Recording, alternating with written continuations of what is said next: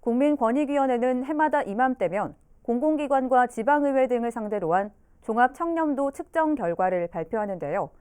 올해 세종시 3대 기관의 청렴도는 초라하기 그지없습니다. 내년 지방선거를 앞둔 시점에서 지난 4년 동안의 성적표는 어땠는지 김우순 기자가 짚어봤습니다. 최근 국민권익위원회가 발표한 2021년도 종합청렴도 결과입니다. 세종시 지방 3대 기관으로 불리는 시청과 교육청, 시의회 등급이 아래쪽에 자리해 있습니다. 세종시청과 교육청은 지난해보다 등급이 하락해 각각 4등급과 5등급에 그쳤고, 시의회는 한 단계 올랐지만 역시 4등급에 머물렀습니다. 그럼 2018년 지방선거 이후 지난 4년 동안의 변화는 어땠을까? 세종시청은 4등급에서 출발해 이듬해부터 2년 동안 3등급에 머무르다 올해 다시 4단계로 떨어졌습니다. 교육청은 3년 동안 보통 이상의 등급을 유지해오다 올해 최하위인 5등급으로 떨어지는 쓴맛을 봤습니다.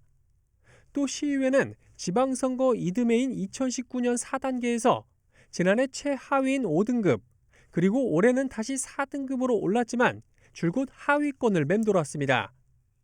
이처럼 세 개 기관 모두 좋지 못한 청렴도 결과를 받아든 가운데 주요 원인 가운데 하나로 단층제 행정구조가 꼽힙니다. 우리 시는 이제 광역이면서 기초를 겸하고 있는 그런 구조다 보니까 직접 민원인들을 상대해야 되는 비율이 좀 높습니다. 그 과정에서 아무래도 이제 민원인들의 불만이나 이런 것들이 좀 많이 있고, 이런 부분들이 혹시 좀 작용하지 않았나. 그러나 세종시 출범 10년이 흐르고 있는 시점에서 여전히 단층제 구조 탓만 하는 것엔 무리가 있다는 지적도 나옵니다.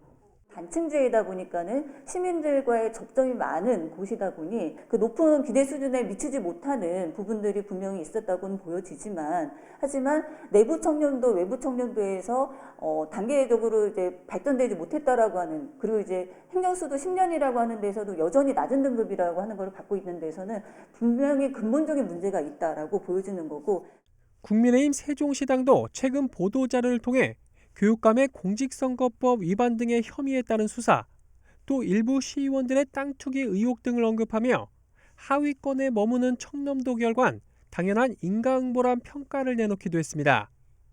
세종시 출범 10년, 그리고 민선 4기 지방자치가 출범하는 2022년엔 세 개 기관 모두 청렴도 향상의 변곡점을 맞이하길 바라봅니다.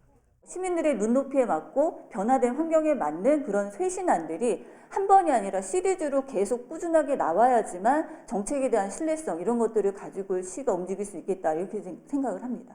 BTV 뉴스 김우순입니다.